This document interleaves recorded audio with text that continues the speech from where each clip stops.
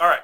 Uh, I've read more of this document. It is the best. First of all, thank you so much for sending this to me.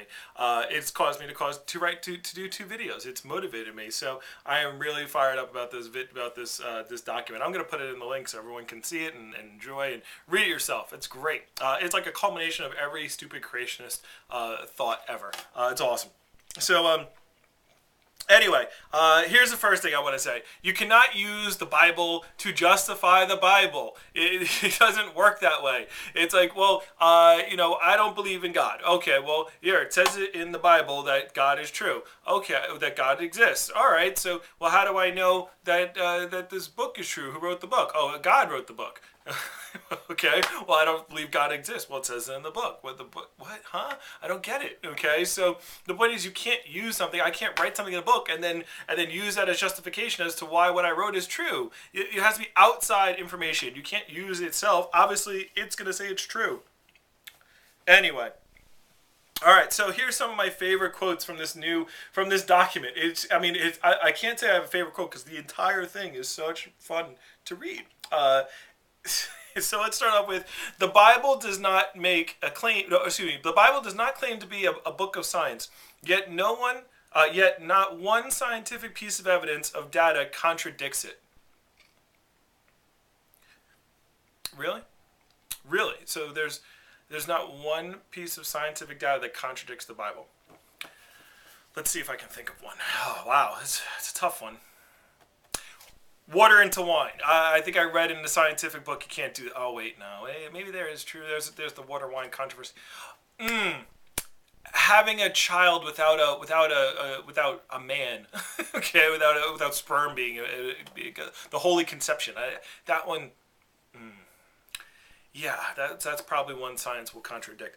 You want more turning people into salt, living in a whale for 3 days. Excuse me, whale. Big fish, okay, lived in a big fish. I'm pretty sure science says something about all these things that contradicts what the Bible says. So I'm pretty sure there's a couple. I might be able to think up some more. It might take me a couple hours or milliseconds to think up more of them. I'm going to leave it at that for now. All right, let's go on to dinosaurs. Ooh, he even dressed as a dinosaur. By the way, he explains dinosaurs in only 7 sentences. It's awesome. Okay, so so Noah brought baby dinosaurs aboard the ark. The ark. Ooh. All right, but the Earth's climate changed so much that after the Genesis flood that they could not survive the change and they died out. Really? Okay. So first of all, he brought how many dinosaurs? Two dinosaurs?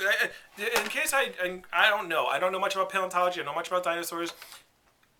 Weren't there like a thousand million different types of dinosaur species? How did they get them all on the ark? Okay, just how? How would they do that? Even if he brought eggs, what did he have? 1 million eggs all classified as to here's the egg that's a Tyrannosaurus, and here's a Triceratops egg, and here's a Velociraptor egg. Is that what they did? Is that what happened? Really? That's what you think? Plus giraffes, gorillas, monkeys, paramecium, everything. Because everything was created at once, and two of everything got on this boat.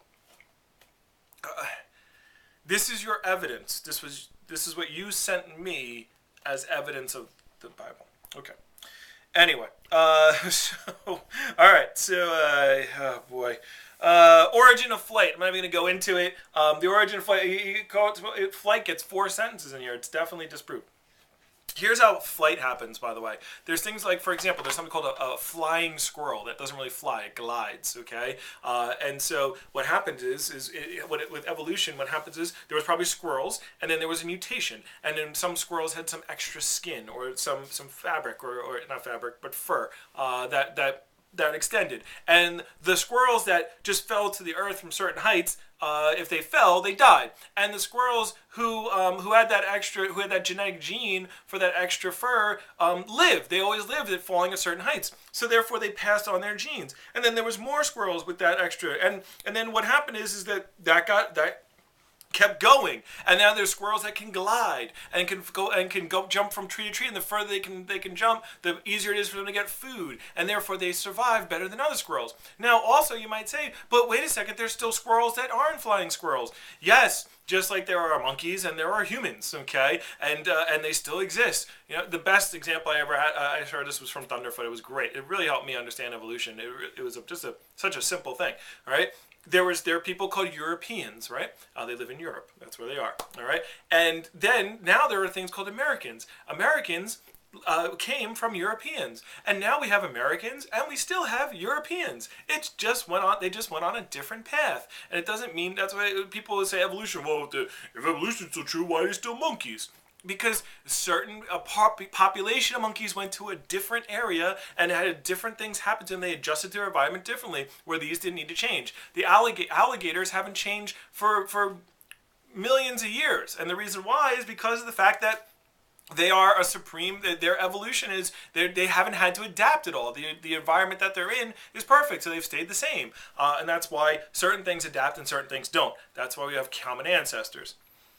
Boy.